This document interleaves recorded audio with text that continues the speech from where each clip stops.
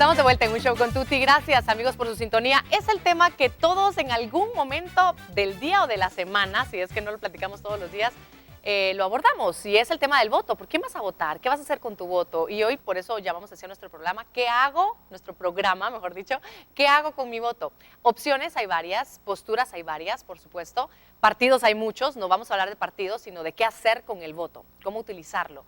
Y las diferentes posturas que hoy por hoy hay, y la discusión, afortunadamente, creo yo, que se ha dado para que todos le pongamos más atención y mayor conciencia, desarrollemos alrededor del tema. Me da mucho gusto presentarles a ustedes a Alejandro Pineda, Andrea Estrada y Sergio Castañeda. Ellos son integrantes de la Batucada del Pueblo y de los colectivos Plantones por la Dignidad y Otra Guatemala Ya. Chicos, bienvenidos. Hola. Hola. Gracias. ¿Cómo están? Muy bien. Gracias por acompañarnos.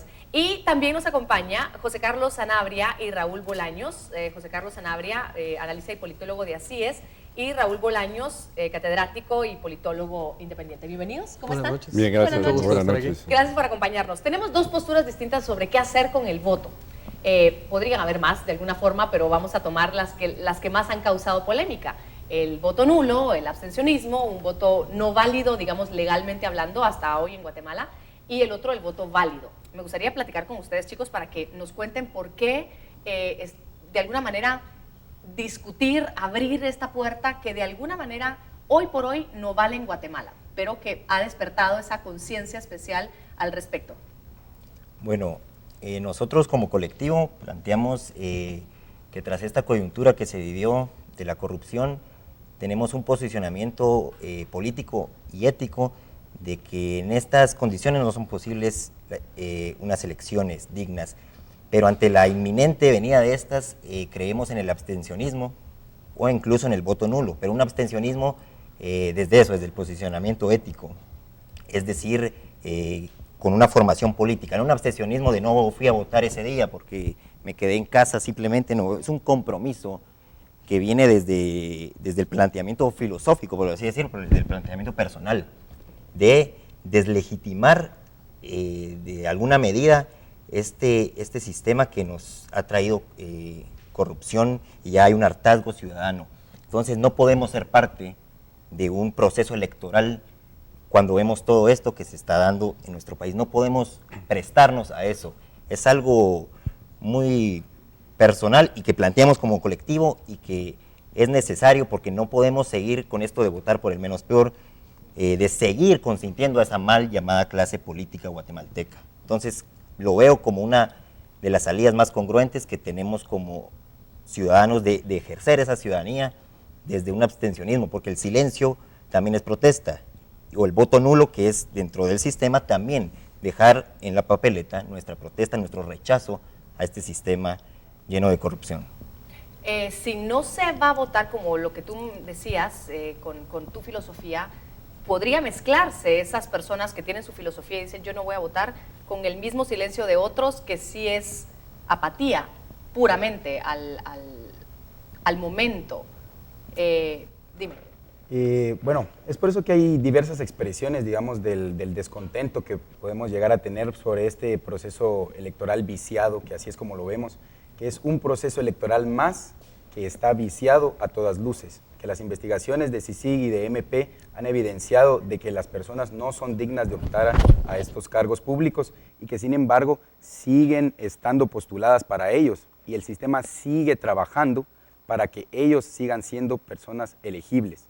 Eso es lo que a nosotros ya no nos parece, y es un posicionamiento que, si bien dentro del abstencionismo se puede dar este tipo de como de confusión, ¿podríamos llamarlo así? Puede estar dispersa, digamos, la intención de la gente de no votar por tal o cual motivo.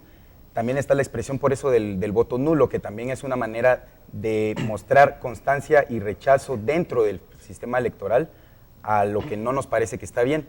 Pero sobre todo, cualquiera de las expresiones, ya sea en el voto nulo o el abstencionismo, pero sobre todo que sea consciente, que sea un acto consciente de rechazo al sistema electoral viciado, y que provenga sobre todo de un posicionamiento ético-político, que es el que nosotros compartimos, de la desobediencia civil, que es tan necesaria en una coyuntura como la que vivimos, que ha sido compartida en otros momentos históricos en distintos escenarios políticos en el mundo. Por ejemplo, Mahatma Gandhi fue partidario de la desobediencia civil. Bueno, la desobediencia civil viene desde Henry David Thoreau, desde la Guerra Civil estadounidense.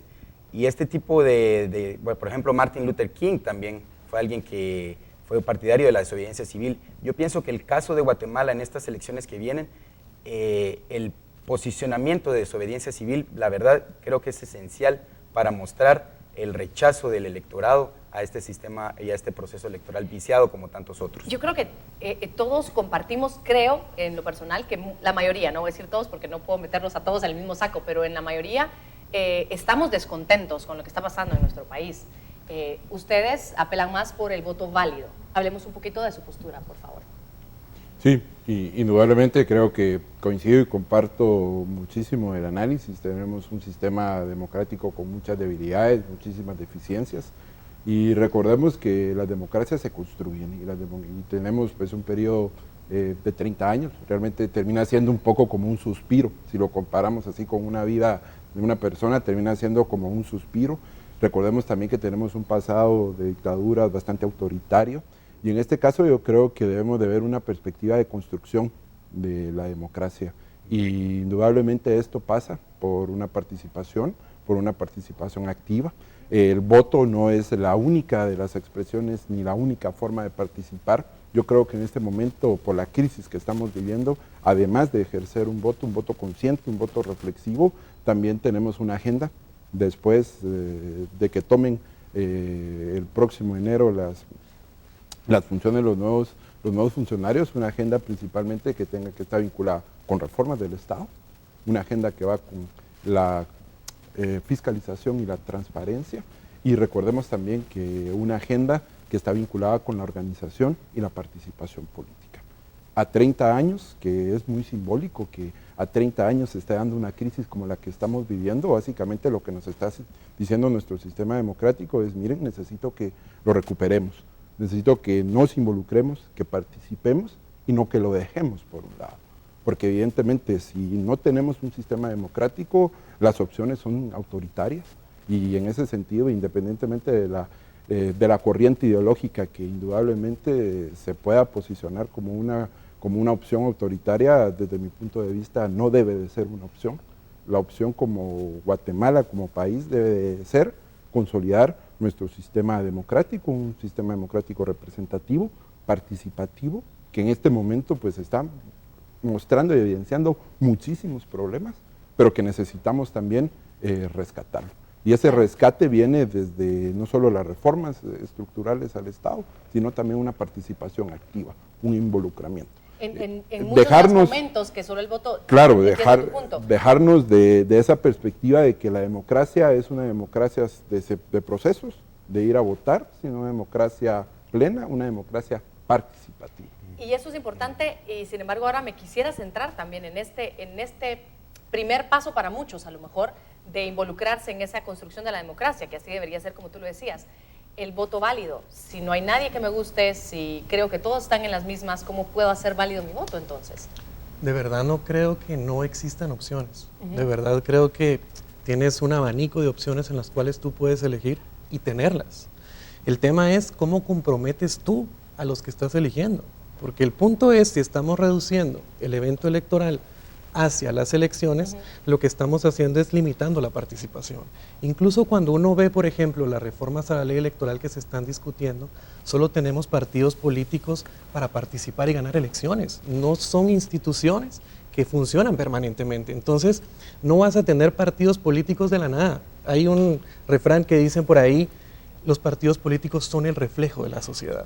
Yo no creo, por ejemplo, que la democracia tenga por qué pelear con esa postura, ni tampoco el voto nulo por qué hacerlo. El tema es qué tanto está contabilizando el voto nulo o qué posibilidades tiene como un rechazo efectivo.